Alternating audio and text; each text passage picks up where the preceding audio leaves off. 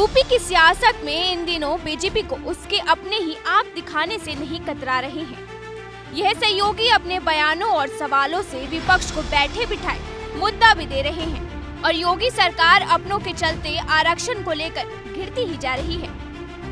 लोकसभा चुनाव 2024 में सपा और कांग्रेस के अलायंस से पिछड़ने के बाद राज्य में अब बीजेपी अपनों के सवालों पर ही फंसती दिख रही है, क्योंकि सहयोगी दल ही आरक्षण को लेकर बीजेपी पर सवाल उठा रहे हैं। केंद्रीय मंत्री अनुप्रिया पटेल के बाद अब एनडीए के एक और सहयोगी निषाद पार्टी के मुखिया और यूपी में कैबिनेट मंत्री संजय निषाद ने भी ओबीसी रजिस्ट्रेशन पर बिगुल फूंक दिया है। संजय निषाद ने योगी सरकार से आरक्षण पर चर्चा करने की मांग की है और आरक्षण पर फोकस करने को कहा है, क्योंकि उनका कहना है आरक्षण एक सेंसिटिव मुद्दा है।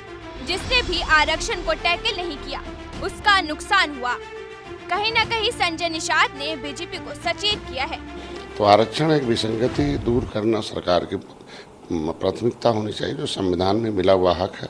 लोगों को कैसे मिला, अगर कोई सवाल उठता है तो उस पर विचार होना चाहिए। विचार करके अगर कहीं कुछ कमियां उसे दूर हो जाए, चर्चा होनी चाहिए कि आखिर कैसे ये सब हो रहा है। निश्चित रूप से संख्या के आधार पर देखा जाए। पक्ष में आने के बाद इस पर चर्चा न होना, एक उदासीनता आती है तो लोगों को उपेक्षा महसूस होती है कि हमें तब कहा गया और आप उपेक्षा महसूस हो रही है।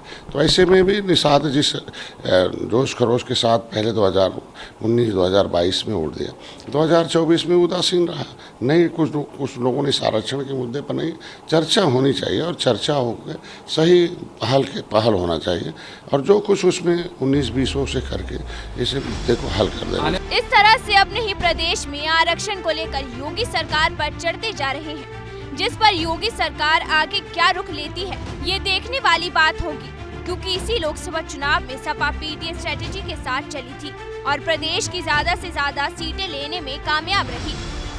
तब की बीजेपी को इसके नुकसान का खामियाजा भरना पड़ा और बीजेपी 33 सीटों पर ही सिमट गई। जानकारों का मानना है कि लोकसभा चुनाव में जिस तरह से विपक्ष ने संविधान और आरक्षण का मुद्दा उठाया, ऐसे में बीजेपी के सहयोगी सपा और कांग्रेस को मुद्दा और मौका दे रहे हैं। अब बीजेपी इससे निपटने के लिए क्या करती है ये देखने वाली बात होगी।